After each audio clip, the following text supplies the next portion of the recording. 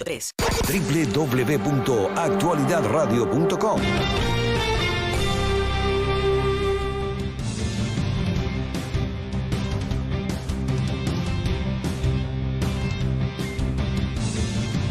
Seguimos adelante a través de Actualidad 1040 y amigos, a Karines y a mí siempre nos gusta echarle un vistazo a la economía por lo menos una vez a la semana para ver cómo va el proceso de recuperación o la falta de la recuperación, así que tenemos por supuesto nuestro invitado de todos los viernes que nos pone al tanto, nos explica de una manera sencilla todo lo que necesitamos conocer sobre economía y finanzas.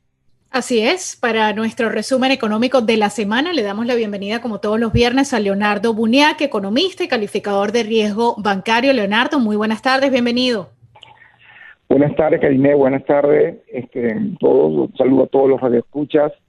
Bueno, básicamente la semana tiene algunas noticias recientes. El Fondo Monetario Internacional acaba de revisar sus últimas proyecciones, que posiblemente sean ya las últimas de este año, para más o menos lo que será el comportamiento del Producto Interno Bruto del 2020 y el año 2021. Sin duda que las perspectivas económicas han mejorado ligeramente con respecto al último informe, que fue el del mes de julio. Para el caso específico de la economía norteamericana, se está estimando que la economía puede caer 4.3%. Es un pronóstico que está ajustado y condicionado incluso por el tema vinculado a la aprobación o no del programa de estímulos fiscales para el resto del año, inclusive después de las elecciones del mes de noviembre. Pero hay noticias con respecto a todo el planeta. Realmente la economía global se está estimando que puede caer 4.4%, o sea, un poquito menos que el 5.1% que se le estimó antes. Europa ya no se contrae dos dígitos, se va a caer más o menos casi un 8%. Ahí en específico tenemos países los más afectados, igualmente son Italia y España, con contracciones casi de 9%. El caso de Norteamérica en general, que incluye México y Canadá, se contrae aproximadamente 4,9%, y la economía norteamericana, como comentaba al principio, un 4.3%. Esto contrasta, por supuesto, con la proyección que hace semanas atrás hacía OCDE, la Organización de Cooperación para el Desarrollo Económico, que estimaba una contracción para la economía norteamericana de 3.7%, y con el pronóstico que hace la Reserva Federal, que ya conocemos, de 3.8% para el año 2020. Por supuesto, todo esto es un tercio de la contracción que se estimaba a principio de año, que se pensaba que la economía norteamericana podía caer inclusive hasta 2 dígitos por ciento, y el pronóstico había sido una contracción del 8%. Leonardo, déjeme interrumpirlo un momentito, porque casi siempre que se han producido en el mundo efectos económicos y financieros desastrosos, casi siempre han ocurrido primero acá en los Estados Unidos. Por ejemplo, el reventón de la Bolsa de Valores en 1929 termina provocando en nuestro país una gran depresión que a su vez tuvo una propagación en todo el planeta, y más recientemente durante la crisis bancaria del 2008 que se originó acá en los Estados Unidos, también eso contaminó al resto del mundo, al resto del planeta. ¿Cabe la posibilidad en economía que sea al revés? Porque en este momento yo creo que de todos los países o los bloques de países, por ejemplo, países latinoamericanos, la Unión Europea, los países de Asia, el que mejor está atravesando por esta situación de recuperación después de la pandemia es la economía americana, porque además estaba muy bien antes de llegar la pandemia y por lo tanto la recuperación, pues no es lo mismo recuperar algo que está mediocre que a recuperar algo que estaba antes de enfermarse en óptimas condiciones. Pero cabe la posibilidad de que Estados Unidos sea arrastrado por las economías del mundo y no al revés. No, es que eso es lo que exactamente está ocurriendo. La diferencia con el año 2009 es que fue una crisis financiera, fue la crisis del subprime, y fue una crisis estrictamente financiera. Esta es una crisis de carácter industrial que ocurre en el corazón de la factoría del planeta, que es la ciudad de Wuhan, en China. Entonces es algo totalmente diferente. Estamos frente a un shock de oferta y un shock de demanda a escala global, donde la economía norteamericana ha respondido muy bien. Yo creo que vale la pena comentar los radioescuchas algunos números interesantes. Yo leí esta semana un reporte que publicaba una prestigiosa revista británica que tú conoces muy bien, que es The Economist, una revista que tiene ya, bueno, nació creo que por ahí en el año 1850 aproximadamente, de mucho prestigio, y hacía una comparación entre el comportamiento de las economías europeas y la economía norteamericana, pero a partir de la gestión del presidente Donald Trump.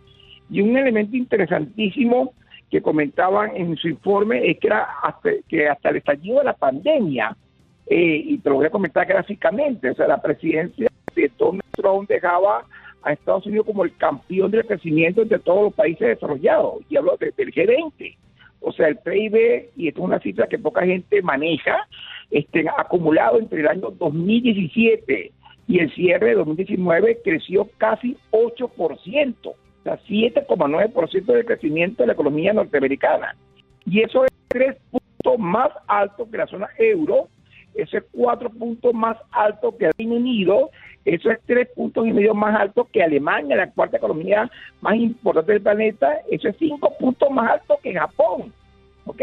Y eso ocurrió en un contexto donde China venía creciendo hasta el año 2015 a una tasa interanual de 10% para ralentizarse y comenzar a crecer a tasa del 7, del 5 y cerrar el año pasado en 5,9%. Es decir, que China, como tú bien sabes, por agotamiento del modelo exportador, comienza a sufrir una fuerte desaceleración. De allí, obviamente, que el plan quinquenal chino en este momento esté de alguna manera orientando el crecimiento hacia el modelo interno, hacia el crecimiento del consumo interno, para que sea la demanda agregada interna la que sea el motor del crecimiento económico chino, porque el modelo económico exportador está bastante agotado. En consecuencia, se presenta la economía norteamericana como la economía campeona del crecimiento económico del G20, de las 20 naciones más industrializadas del planeta, y eso te explica por qué, a pesar de una contracción tan importante, de 32.7 puntos en el segundo trimestre de este año, la economía se va a contraer en una tasa, vamos a ponerla ahora en una banda, ¿verdad?, entre 3.7 y 4,3, que es lo que acaba de publicar en este momento el Fondo Monetario.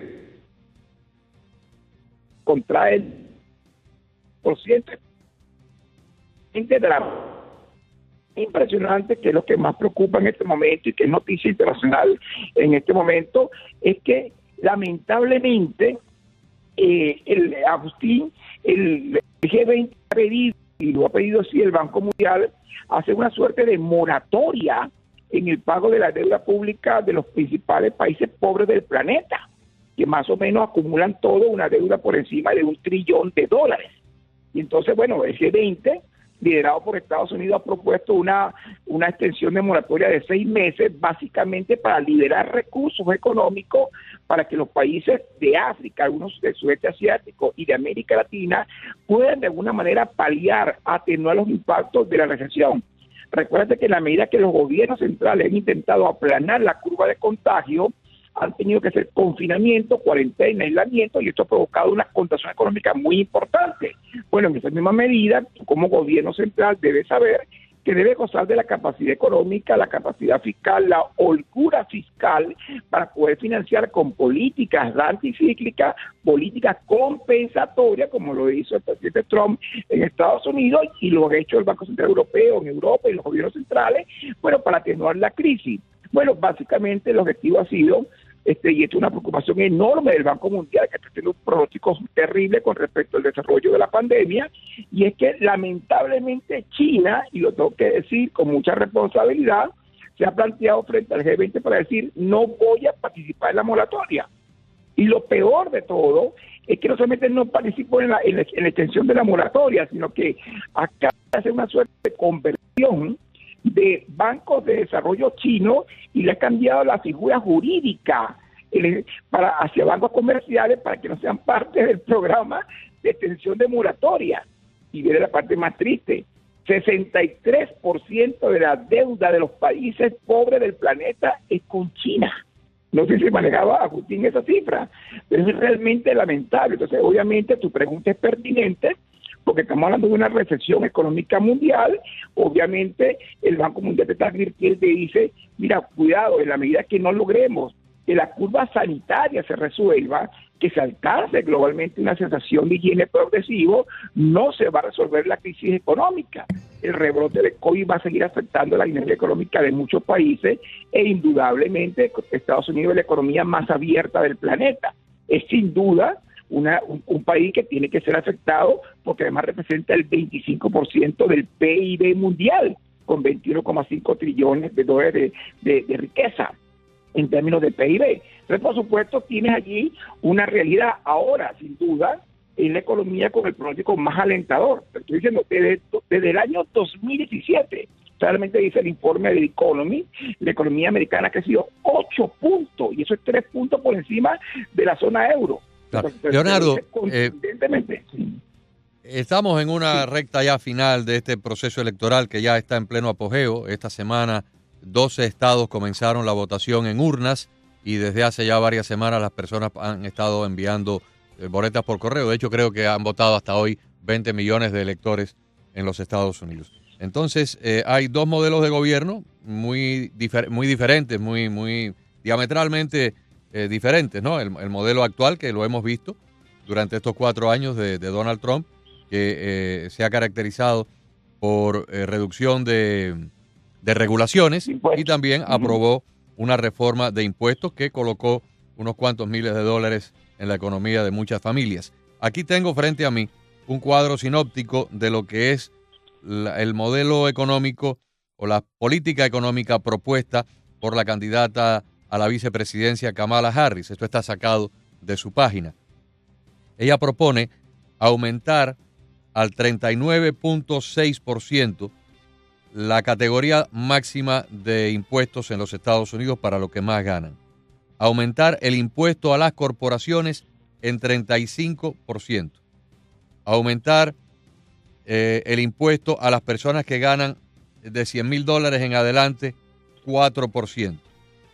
Aumentar o crear un impuesto nuevo que no existe en este momento para la venta de acciones en la bolsa del 0.2% y para la venta de bonos del 0.1%. O sea, 2 impuestos nuevos, impuestos 4% más a las personas que ganan de $100,000 en adelante y aumentar el impuesto corporativo a 35%. ¿Qué efecto tendría esto en la economía americana si estas personas ganan la presidencia y esto se implementara como política fiscal? Mira, si ganara la presidencia, yo espero que como buenos políticos no cumplan lo que están prometiendo, ¿no? Básicamente por lo siguiente, yo creo que lo primero que hay que recordar es que para el cierre del último gobierno de Barack Obama, estamos hablando del 2016, la economía norteamericana venía ya 3 años consecutivos de clara desaceleración, creciendo por debajo del 2%.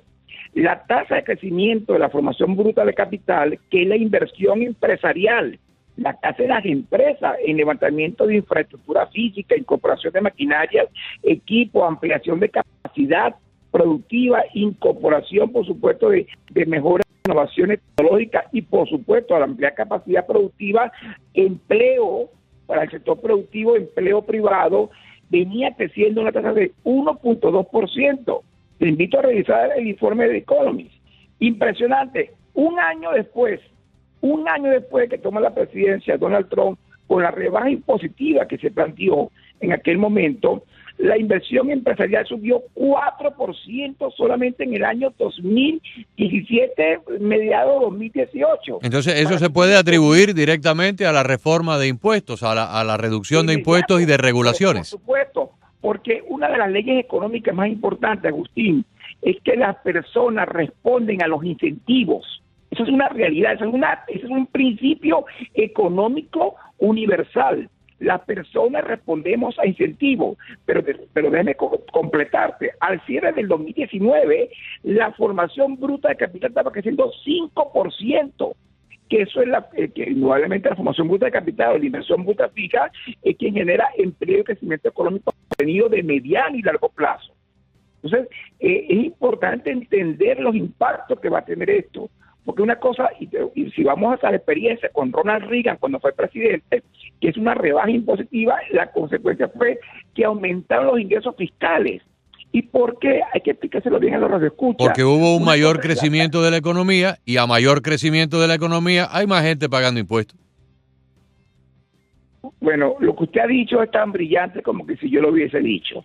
O sea, es lo que yo quería decir. No, lo que pasa es que yo viví esa época aquí. Yo viví esa época. Claro. Yo sé lo que hizo Ronald Reagan cuando llegó a la Casa Blanca, porque cuando Ronald Reagan llegó a la Casa Blanca, mi querido amigo, escuche cómo estaba el país. Los intereses para hipotecas, para comprar una casa o un apartamento, estaban al 18%. 18%. Eso no se ha visto jamás en los Estados Unidos. El desempleo estaba en el 9% y la inflación llegó al 14%, o sea, la pérdida de valor del dinero de un año para otro. Ese fue el legado de 4 años de Jimmy Carter. Llegó Ronald Reagan y empezó a revertir eso, y en 3 o 4 años los intereses bajaron como al 6%, el desempleo se redujo muchísimo, casi a la mitad, y la inflación también fue reducida a una cifra perfectamente manejable. Y nosotros, los que vivíamos aquí, yo compré mi primera casa en 1980 y luego, cuando bajaron los intereses, la logré refinanciar del 14% al 6%. Y esa rebaja fue tan grande que nos permitió convertir una hipoteca de 30 años en una hipoteca de 15 y terminar pagando la casa en 13 años. A mi tío y a mí, que fuimos los que compramos esa residencia. Así que yo fui uno de las víctimas de Jimmy Carter y de los beneficiados de la política de Ronald Reagan. Adelante. Sí, lo que quería comentarte es que eso sentó la base para el crecimiento, para un crecimiento económico que lamentablemente se frena con los atentados de septiembre 11 en el año 2001, lamentablemente. Ahora, lo que te quería comentar, y eso es importante que los radioescuchas lo entiendan, el ingreso fiscal que recibe el gobierno es igual a precio por cantidades. El precio es la tasa de impuesto y la cantidad es cómo se comporta el crecimiento de lo vendido y de lo comprado. Tú lo acabas de comentar. En consecuencia, si tú haces una rebaja impositiva o creas condiciones fiscales para un desenvolvimiento mayor en la actividad económica, el resultado final va a ser que la tributación efectiva se va a incrementar. Al contrario, cuando pones una tasa de impuesto prohibitiva, demasiado alta, lo que trae como consecuencia es un desplazamiento de la curva de oferta, y me disculpa el academicismo, hacia atrás, es decir, se contrae la actividad productiva, las empresas tienen menos incentivos para invertir y para producir, el consumidor menos incentivo y menos poder para comprar, y la consecuencia es que los ingresos fiscales terminan disminuyendo, ampliando el déficit fiscal y el peso de la deuda pública en la economía.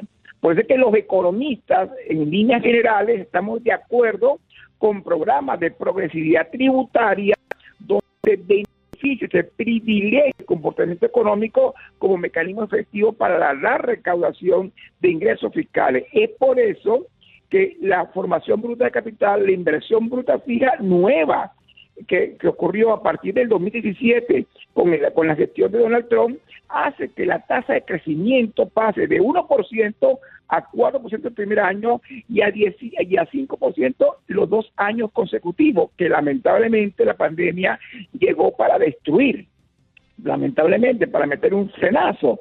Sin embargo, mira qué está pasando este año.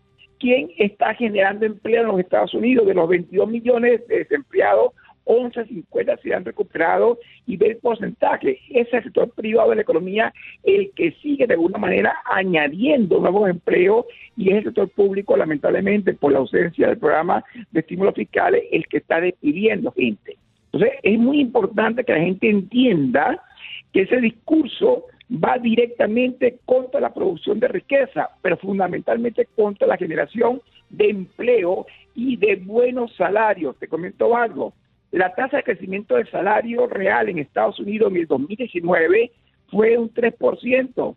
¿Sabe que eso no era en los últimos 20 años de un crecimiento mayor en la tasa de salario como la del año 2019? En fin, hay muchos indicadores económicos, ¿verdad?, que te están diciendo indudablemente cuál es la ruta que debe seguir. hace lo contrario, posiblemente puede ser muy costoso. Claro. Bueno, muchísimas gracias por esta importantísima colaboración todos los viernes. Por lo menos Encantado. Hay una noticia buena que no mencionamos, pero es buena. La tengo por acá. A ver, ventas al detalle aumentaron un 1.9% durante el mes de septiembre como señal de la recuperación que está atravesando el país después de la caída en el segundo trimestre. Agustín, importante recordarle a los norteamericanos, Estados Unidos es el campeón de crecimiento económico mundial entre 2017 y 2019. Esto es importantísimo que la gente lo entienda. Casi 8 puntos de crecimiento en apenas 3 años. Excelente, excelente. Bueno, muchísimas gracias. Tenga usted un feliz fin de semana. Igualmente, Agustín, cariño. Muchas gracias. Salud. Leonardo Buniac, destacado economista, nuestro colaborador de los viernes por Actualidad 1040M.